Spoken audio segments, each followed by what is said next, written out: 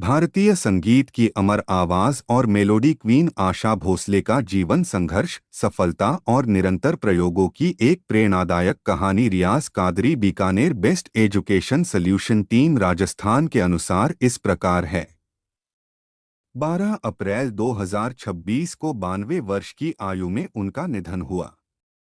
प्रारंभिक जीवन और संघर्ष 1933 से 1948। उनका जन्म 8 सितंबर 1933 को महाराष्ट्र के सांगली जिले में एक संगीत प्रेमी मराठी परिवार में हुआ था। पारिवारिक पृष्ठभूमि: उनके पिता पंडित दीनानाथ मंगेशकर एक प्रसिद्ध शास्त्रीय गायक और थिएटर कलाकार थे। वे महान गायिका लता मंगेशकर की छोटी बहन थीं। पिता का साया: जब आशा केवल 9 वर्ष की थीं, तब उनके पिता का देहांत हो गया। इसके बाद उनका परिवार सांगली से पुणे और फिर कोल्हापुर और अंत में मुंबई आ गया।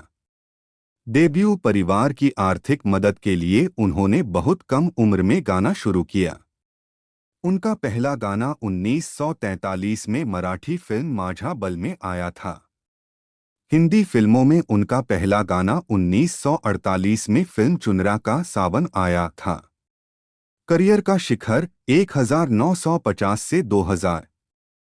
संघर्ष और पहचान: शुरुआती दौर में जब बड़ी बहन लता मंगेशकर, गीता दत्त और शमशाद बेगम जैसे दिग्गज सक्रिय थे, आशा जी को अक्सर वे गाने मिलते थे जिन्हें ये गायिकाएं अस्वीकार कर देती थीं। प्रयोगवादी शैली: उन्होंने इसे एक अवसर के रूप में लिया और अपनी आवाज को कैबरे, पॉप और पाश्चात्य धुनों के अनुकूल ढाला। तीसरी मंजिल, कारवां और डॉन जैसी फिल्मों में उनके गानों ने उन्हें एक रॉकस्टार की छवि दी। प्रमुख सहयोग: संगीत निर्देशक ओपी नैयर के साथ उनकी जोड़ी ने झुमका गिरा रे जैसे कई सुपरहिट गाने दिए। बाद में आर.डी. बर्मन के साथ उन्होंने संगीत की नई ऊंचाइयां छुईं। उमराव जान: 1981 में फिल्म उमराव जान में खय्याम के निर्देशन में गाई गई उनकी गज़लों जैसे दिल चीज़ क्या है ने साबित किया कि वे शास्त्रीय संगीत में भी उतनी ही निपुण हैं। उपलब्धियां और व्यक्तिगत जीवन: विश्व रिकॉर्ड: उन्होंने 20 से अधिक भाषाओं में 12,000 से अधिक गाने गाए हैं, जिसके लिए उनका नाम Guinness book of world records में भी दर्ज किया गया। विवाह: उन्होंने 16 साल की उम्र में गणपतराव भोसले से शादी की थी, जो बाद में टूट गई, और 1980 में प्रसिद्ध संगीतकार आर.डी.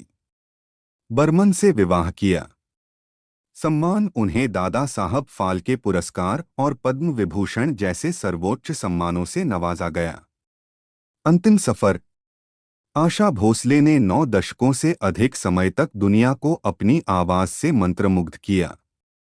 12 अप्रैल 2026 को मुंबई में कई अंगों के विफल मल्टीपल ऑर्गन फेलियर होने के कारण उनका निधन हो गया, जिससे भारतीय संगीत के एक युग का अंत हो गया।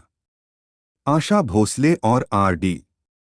बर्मन पंचमदा की जोड़ी न केवल संगीत की दुनिया में बल्कि असल जिंदगी में भी बेहद खास थी।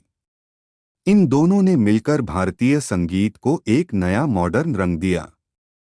आर.डी. बर्मन और आशा भोसले, एक अनोखा रिश्ता। पहली मुलाकात: उनकी मुलाकात तब हुई थी जब आशा जी एक स्थापित गायिका थीं और पंचम दा फिल्म तीसरी मंजिल 1966 के लिए संगीत तैयार कर रहे थे। पंचम दा के पश्चिमी संगीत और आशा जी की वर्सेटाइल आवाज का ऐसा तालमेल बैठा कि इतिहास रच गया।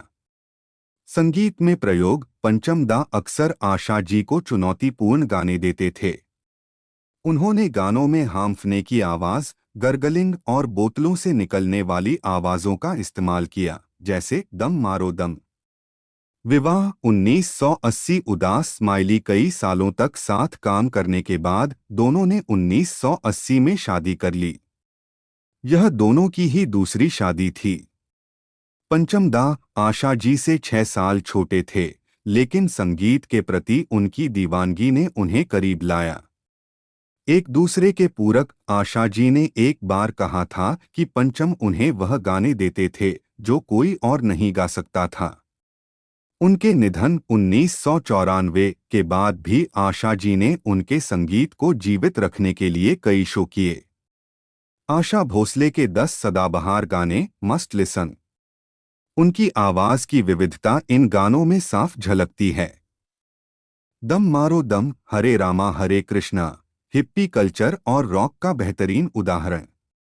पिया तू अब तो आजा, कारवां, मोनिका ओ माई डार्लिंग के नाम से मशहूर यह कैबरे सॉन्ग आज भी सुपरहिट है।